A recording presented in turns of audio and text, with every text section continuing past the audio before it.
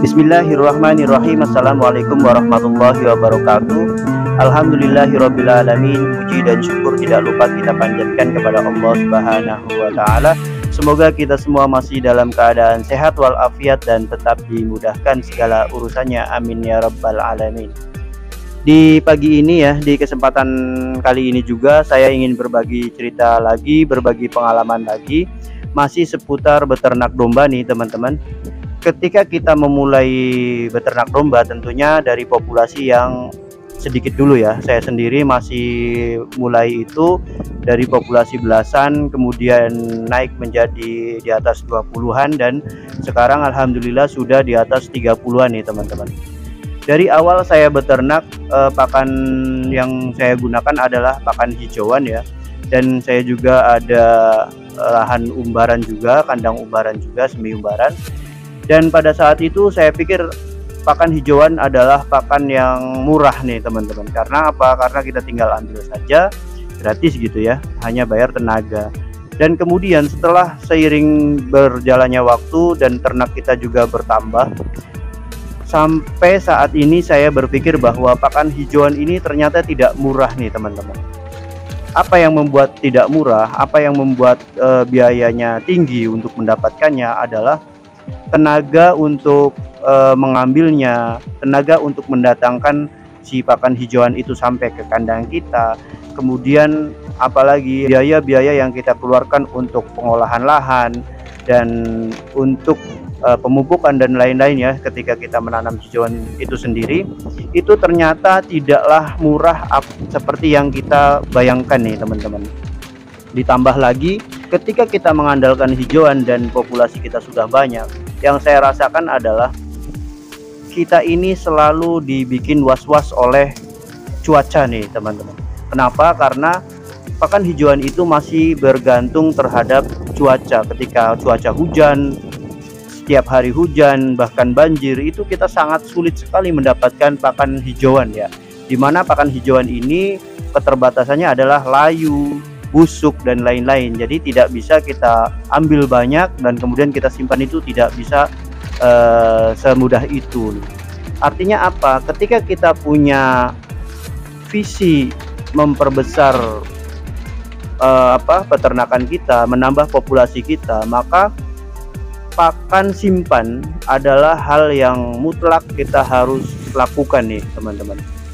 Nah, kita tahu sendiri bahwa pakan simpan itu ada silase ya, ada fermentasi dan lain-lain. Tapi pengalaman saya sendiri, saya coba-coba berdasarkan informasi yang saya dapat, yang saya terima dari YouTube, dan pada akhirnya terjadi masalah malnutrisi nih teman-teman.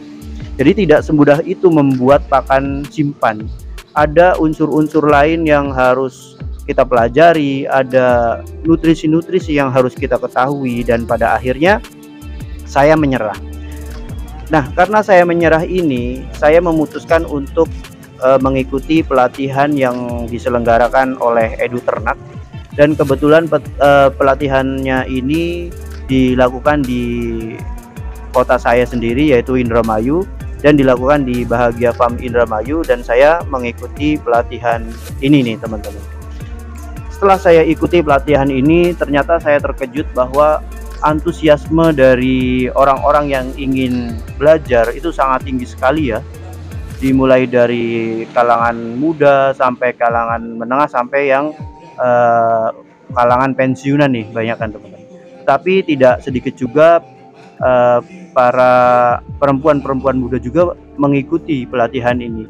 Saya merasa tidak salah langkah saya untuk berlatih beternak domba ini, karena yang lain juga saya melihat ikut beternak juga nih teman-teman. Artinya apa? Beternak itu bukan hanya kegiatan yang dilakukan oleh orang-orang kampung, tetapi kita lihat sendiri bahwa beternak itu juga bisa menjadi kebanggaan kita sendiri. Kembali lagi ke pelatihan ini nih teman-teman. Pelatihan ini selain ingin mengubah metode tradisional, yaitu memberi pakan dengan hijauan, mengembalakan domba ya, ini merubah mindset kita menjadi peternakan modern yang pakannya itu tidak harus dicari setiap hari. Pakannya itu tersedia di gudang kita dan kita bisa ambil kapanpun, kita bisa berikan ke domba kapanpun tanpa terpengaruh oleh cuaca yang hujan, banjir, atau orang yang kerja di kita sakit atau halangan lain.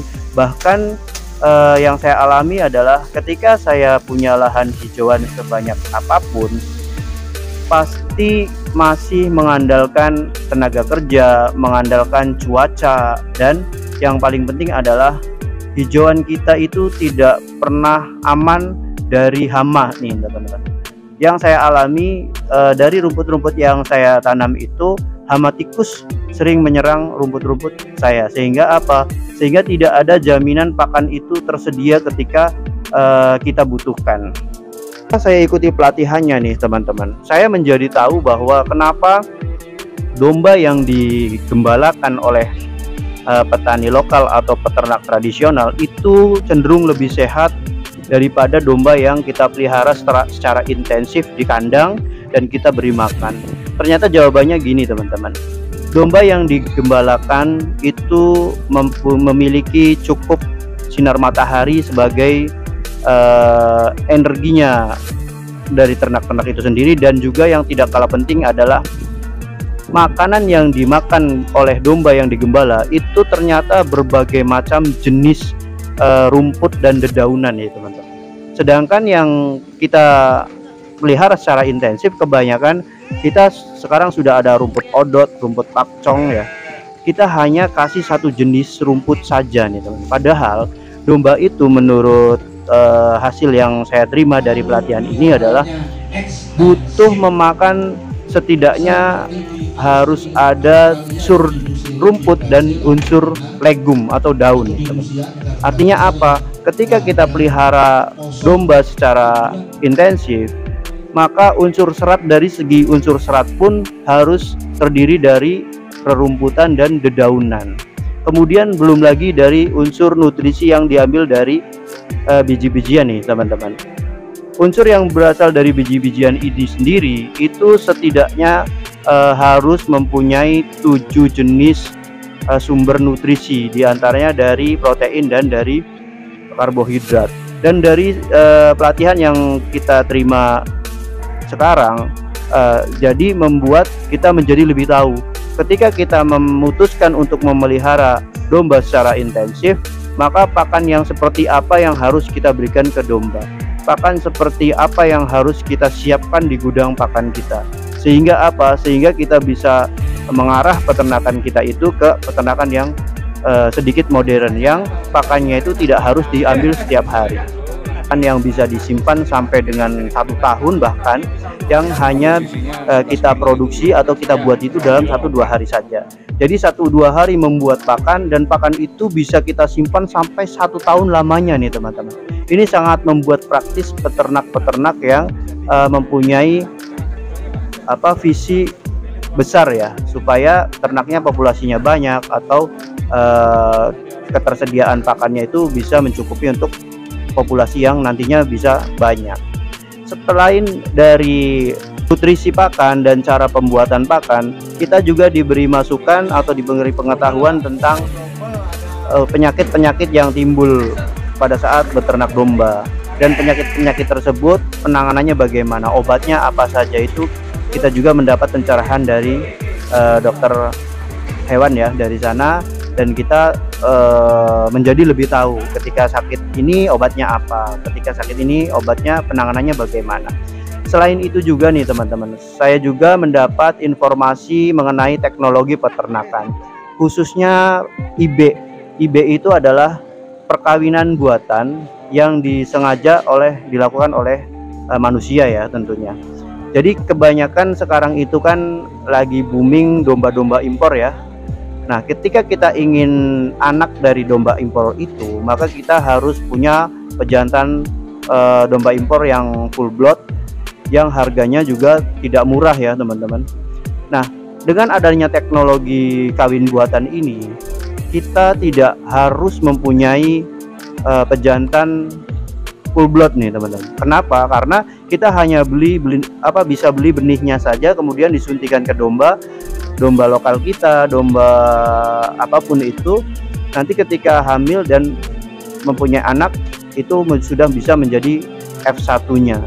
Artinya apa? Dengan teknologi ini, yang pertama kita tidak perlu mengeluarkan uang untuk membeli pejantan yang full blood. Yang kedua, kita tidak perlu mengambil resiko, karena mengurusi domba yang mahal itu juga kan berisiko ya teman-teman. Bisa sakit, bisa mati, bahkan bagaimana kalau mati, kan sudah mahal, mati lagi.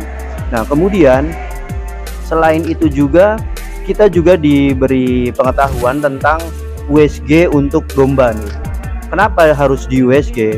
Ketika kita ingin mencetak F1, maka harus dipastikan dulu domba itu sedang tidak mengandung nih teman-teman.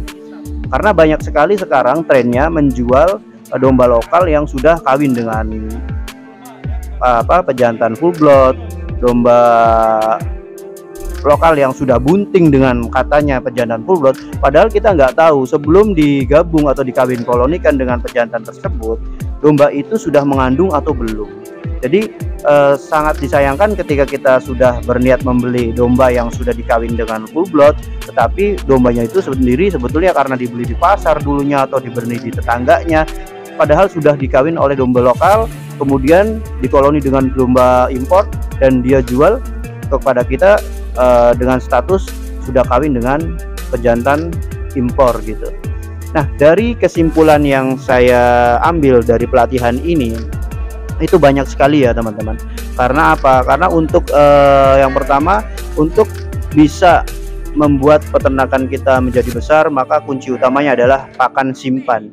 Kenapa harus pakan simpan? Karena pakan simpan tidak terpengaruh oleh cuaca ekstrim, pakan simpan tidak terpengaruh oleh tenaga kerja yang kadang-kadang suka sakit atau libur, dan pakan simpan itu bisa disimpan sampai lama ya, cukup lama. Yang kedua, manajemen kesehatan juga kita dapat. Bagaimana cara membuat domba itu sehat, dan bagaimana ketika ada domba sakit itu diobati dengan obat yang jenisnya apa. Yang ketiga, teknologi peternakan yang sudah dijelaskan juga. Terima kasih banyak kepada Pesona Satwa. Jadi kita menjadi tahu bahwa untuk membentuk genetik yang bagus tidak harus menggunakan kawin secara biologis, tetapi juga bisa menggunakan kawin secara buatan. Dan itu saja pengalaman saya mengikuti pelatihan manajemen peternakan domba ini. Kurang dan lebihnya apabila ada kata-kata yang kurang berkenan, saya mohon maaf, dan wassalamualaikum warahmatullahi wabarakatuh.